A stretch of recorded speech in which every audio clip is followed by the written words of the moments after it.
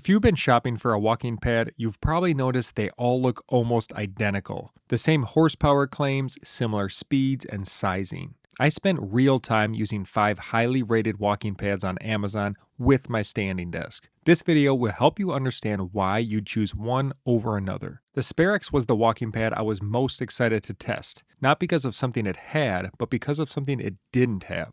There's no front frame, and as I expected, this makes a big difference. On paper, it actually has the shortest walking surface of the group at about 36 3/4 inches, but there's nothing at the front, so I can stand further forward on the belt without worrying about kicking anything. So this makes the pad feel longer. I'm about 6'2" with a long stride, and the length was never an issue. Out of the box, the belt was far too loose, so it would slip when I stepped down too hard. Now these pads are all easy to adjust, so a quick adjustment and it was ready to walk on. This is the lightest pad I tested, and that matters more than you'd think. If a walking pad is easier to move and reposition, you're just more likely to use it. In terms of feel, this was the quietest pad in the group, with softer footfalls and a slightly grippier walking surface than the others.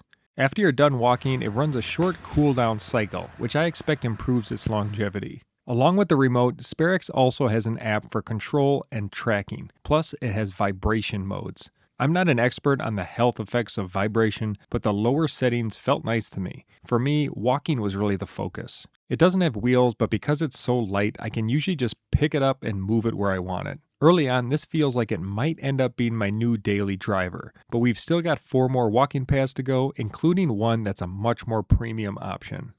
The Yagood is the one that convinced me to buy a walking pad a year ago. I borrowed this model from my mother-in-law, used it under my desk for a while, and that was enough to sell me on the idea. Now it does have a front frame, so after using the Sparex, I noticed myself kicking the front edge a little. But I adjusted pretty quickly, moving to the correct spot on the pad. But if you're not careful, that front edge is something you'll occasionally kick. One thing here I really liked is the walking modes. You can set how long you want to walk based on time, distance, or calories. Or you can just hit start and stop whenever you want. Anything that makes getting an extra exercise a little easier is a big plus. The Yagood has small wheels at the front, something you'll see in most of the models. They make a big difference in the day-to-day use. The wheels let you roll the pad out of the way, push it up against a wall, or even roll it under furniture. This makes storage way easier than having to pick it up every time since some of these are heavier. In terms of feel, this is very much in line with the others on the list with some slight differences. At the same speed settings, it felt a little bit faster to me, and also my footfalls sounded a little louder compared to some of the other pads. Overall, there's not a lot of fluff here, and that's what helps keep the price so low. It's simple, works well, and it does exactly what it needs to do.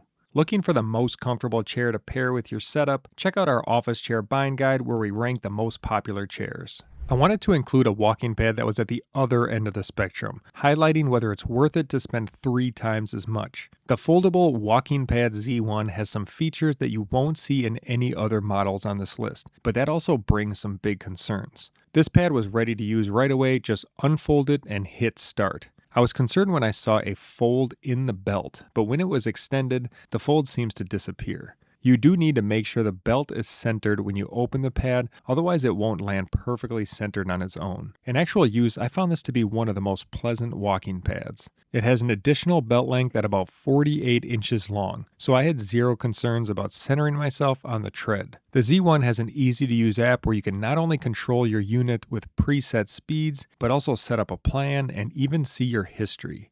For taller users, these pads with the longer tread are a must. It also came with the most premium feeling remote and a very bright and fast scrolling screen. The folding feature is a mix of good and bad. The space savings are real and they cut the footprint down by roughly 40%, but even that comes with some trade-offs. The pad is very heavy and you really need to fold it up to use the wheels at all. Even then, it's awkward to move and the wheels are hard to get rolling. These negatives left me thinking that for my personal use, this might not be the pad I would choose as my long-term solution, even without the cost being considered.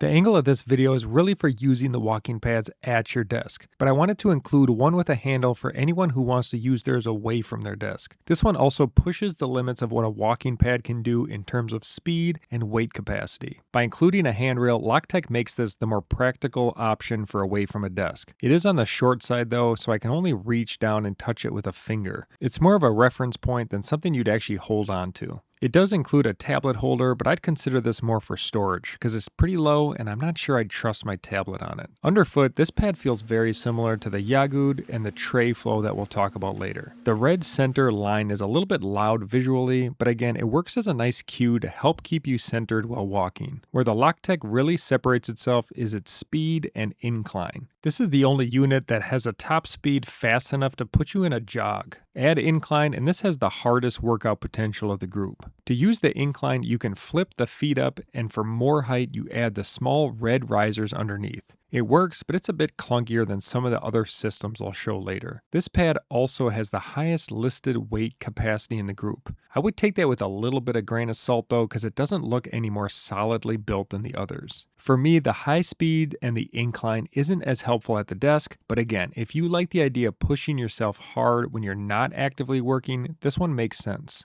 Remember when I said I bought a walking pad about a year ago? This is the one I ended up going with. I've tried to be conscious of my bias here, but I'll be upfront. I do have a bit of a soft spot for this one. When I first got it, I did need to tighten the belt slightly. I ran into a similar issue as the Sparex, just not nearly as extreme. Once I made that adjustment, it's been solid ever since and hasn't needed further adjustment, just an occasional lubrication. I originally picked the tray flow because of the clean look and the walking size surface. At the time, it was one of the longer pads I could find. Now, most of these walking pads are right around the same 37-inch length. Like the Yagood and Lontek, this one is easy to roll around on its wheels. The incline is rated at 8% and raises the front up by about 3 inches. It's simple and feels plenty stable. I strongly prefer this style over the Lontek's flip and riser setup. I don't use the incline that often though, because I'm just not trying to turn my desk walking into a full workout. One interesting thing I noticed is that even though the Lontek advertised a higher incline number, my measurements had the tray flow actually rising slightly higher when you compare them versus their starting points. In terms of noise and feel, this sits right in the middle.